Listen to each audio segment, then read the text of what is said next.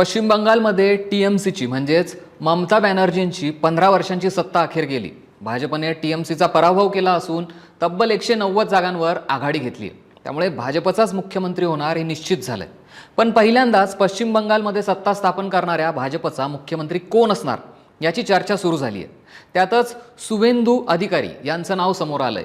पण सुवेंदू यांचंच नाव समोर का आलं हेच या व्हिडिओतनं सांगतो। टीएमसी मधून भाजपमध्ये आलेल्या आणि ममता बॅनर्जींच्या विरोधात लढत असलेल्या सुवेंदू अधिकारी यांचं नाव मुख्यमंत्री पदासाठी आघाडीवर आहे। तेच मुख्यमंत्री असतील असा दावा केला जातोय।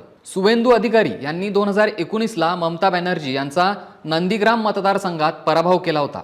मात्र भाजपला तेव्हा सत्ता मिळवता आली नव्हती।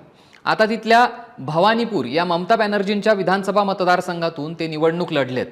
नंदीग्राममधून देखील ते उमेदवार आहेत। त्यामुळे ममता बॅनर्जींना शिंगावर घेणारा नेताच मुख्यमंत्री होणार असा दावा त्यांचे समर्थक करतायत।